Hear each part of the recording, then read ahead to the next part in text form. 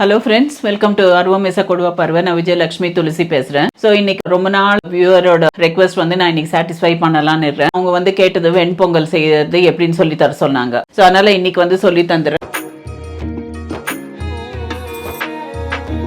ரொம்ப சிம்பிளா எப்படி செய்யறதுன்றத சொல்லி கொடுக்குறேன். நான் பொங்கலுக்கு வேண்டிய வந்து மெயின் இன்கிரீடியன்ஸ் என்னன்றத சொல்றேன். நான் இன்னைக்கு எடுத்திருக்கிறது வந்து ஒரு அரை அழகு அரிசி எடுத்திருக்கேன். நான் பச்சை அரிசி, சாப்பாட்டு அரிசி தான் எடுத்திருக்கேன். அதோட வந்து இந்த சிறுபருப்புன்றது பொங்கலுக்கு யூஸ்வலா யூஸ் பண்றது. ஸோ இது ரெண்டுத்தையும் வந்து நான் ஒரு ½ அன் ஹவரா ஊற வச்சிருக்கேன். நான் நல்லா கழுவிட்டு நல்ல தண்ணியிலேயே போட்டு ஊற வச்சிருங்க. இந்த மாதிரி அப்பதான் வந்து இந்த மாதிரி பருப்பெல்லாம் நல்லா ஊறி இருக்கணும். அரிசியும் பாத்தீங்கன்னா நல்லா ஊறினா நம்மளுக்கு வேகும் போது நல்லா சாஃப்டா கிடைக்கும் பொங்கல். இதை வந்து போட்டு வச்சிருக்கேன். அதுக்கப்புறம் வந்துட்டு பொங்கலுக்கு வேண்டியது வந்து சீரகம், மிளகு, முந்திரி பருப்பு, கொஞ்சம் ஃப்ரெஷ் கருவேப்பிலை, இது எல்லாத்தையும் வந்து நெய்ல வந்து ஃப்ரை பண்ணி வச்சிருக்கேன். இதுல வந்து முந்திரி பருப்பு ஃப்ரை பண்ணும்போது இந்த மாதிரி கொஞ்சம் டார்க் ப்ரௌன் பண்ற மாதிரி எடுத்துக்கோங்க. ரொம்ப வெள்ளையா பண்ணீங்கன்னா ஃபிளேவர் வந்து பொங்கல்ல இறங்காது.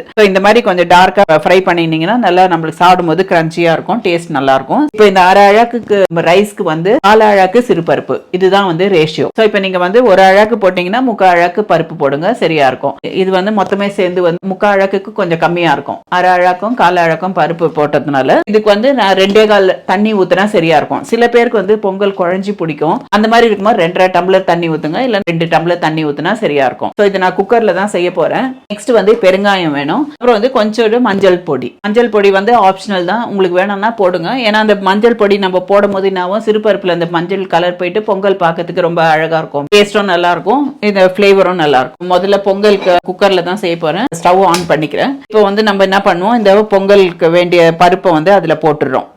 ஸோ இந்த பருப்பு தண்ணி எல்லாத்தையும் வந்து அதில் ஊற்றிடுங்க. இப்போ நான் 1 டம்ளர் ஆல்ரெடி நல்ல தண்ணி போட்டு ஊற வச்சுருக்கேன். ஸோ அதை போட்டுறேன். நெக்ஸ்ட் வந்து இன்னொரு டம்ளர் தண்ணி ஊற்றுறேன் நான். ஸோ இன்னைக்கு வந்து 2 டம்ளர் தண்ணி போட்டுட்டு நான் உங்களுக்கு வந்து பொங்கல் செய்ய போகிறேன். இப்போ இது 2வது டம்ளர் தண்ணி, இதையும் வந்து நீங்கள் கலக்கி எல்லாத்தையும் ஊற்றிடுங்க. ஸோ இப்போ வந்து எல்லா பருப்பு, ரைஸ் எல்லாத்தையும் போட்டாச்சு. இதில் வந்து ஒரு சிட்டிக்கை வந்து மஞ்சள் தூள் போட போகிறேன்.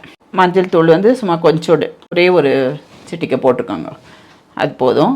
பொங்கல் செய்யும் போது யூஸ்வலா எல்லாருக்கும் வர பிரச்சனை என்னன்னா, இந்த சிறுபருப்பு வந்து இந்த மேல விசில்ல போய் மாட்டிட்டு அடைச்சிடும் சமயத்துல. அதனால பொங்கல் செய்யும் போது முக்கால்வாசி அடுப்பை விட்டு வெளியில போக கூடாது. ஏன்னா திடீர்னு தூக்கி அடிச்சிச்சுன்னா அப்ப கஷ்டமா போயிடும்ட்டு. அதனால வந்து என்ன பண்ணுவோம், இந்த மாதிரி ரொம்ப பொங்காம இருக்கிறதுக்கு வந்து இதுல வந்து 2 ட்ரிக்ஸ் உங்களுக்கு சொல்லி தரேன். ஃபர்ஸ்ட் வந்து கொஞ்சம் வந்து நெய், அதுல 1 ஸ்பூன் நெய் போட்டுடுங்க. நீங்க அதே சாம்பார் அந்த மாதிரிலாம் பண்ணனா ஆயில் போடலாம். இப்ப நான் வந்து 1 ஸ்பூன் நெய் இதுல போட்டுடுறேன் நான். இதாச்சா. நெக்ஸ்ட் வந்து என்னன்னா, இதுல வந்து ஒரு ஸ்பூன் ஒன்று போட்டுற போறேன் நான். ஸ்டீல் ஸ்பூனை வந்து இதுல போட்டுறேன் நான். போட்டுட்டீங்கன்னா அந்த பருப்பு வந்து பொங்கி மேல வர்றது குறையும். இதுக்கப்புறம் வந்துட்டு இதுல உப்பு, இந்த பொங்கலுக்கு தேவையான உப்பு, இதையும் போட்டுட்டு குக்கரை மூடிட்டு நீங்க வெயிட் போட்டுடுங்க. வெயிட் போட்டுட்டு விசில் தூக்குனதுக்கு அப்புறமா சிம்ல வச்சுட்டு 10 மினிட்ஸ் வச்சுட்டு ஆஃப் பண்ணிடலாம். அதுக்கப்புறம் வந்து பொங்கல் வெந்துடும். இப்போ வந்து பொங்கல் எப்படி வெந்துடுறது ஒரு 10 மினிட்ஸ்க்கு அப்புறம் பார்க்கலாம். மீன் டைம் ஒரு பிரேக் கொடுக்குறேன் நான்.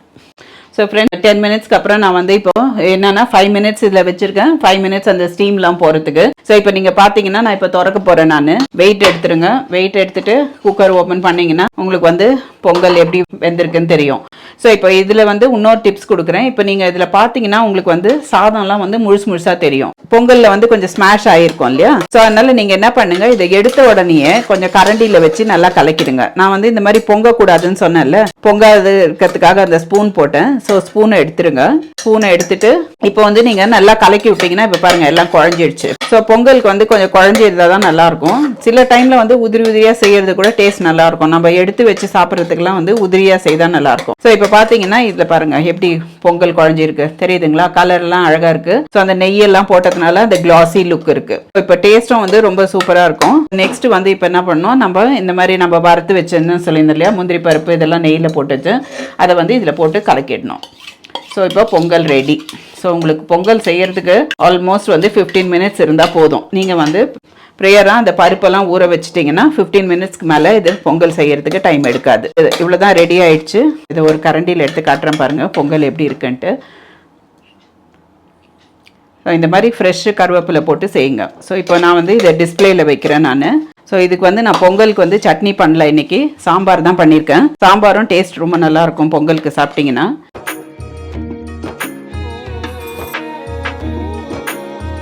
நல்லா சுட சுட சாப்பிடும்போது ரொம்ப டேஸ்டியாக இருக்கும். வெதர் இட் இஸ் நைட்டோ இல்லை டேயோ மார்னிங்கோ பிரேக்ஃபாஸ்ட்டில் சாப்பிட்டிங்கன்னா ரொம்ப அட்டகாசமாக இருக்கும். ட்ரை பண்ணி பாருங்கள். நான் என்ன ஃபீல் பண்ணுறேன்னா நீங்கள் டெஃபினட்டாக இந்த பொங்கல் ரெசிபி ட்ரை பண்ணுவீங்கன்னு நினைக்கிறேன். ஸோ இப்போ நீங்கள் கேட்ட மாதிரி பொங்கல் வந்து ரெடியாக இருக்குது. ஸோ இது வந்து என்னோட சப்ஸ்கிரைபர் ஒரு சீதான்னு வந்து கேட்டாங்க. ஸோ அவங்களோட ரெக்வஸ்ட்டை தான் நான் இன்றைக்கி ஃபுல்ஃபில் பண்ணியிருக்கேன். So hope you will enjoy this and see that you have to taste this and give me your feedback. Thank you. By.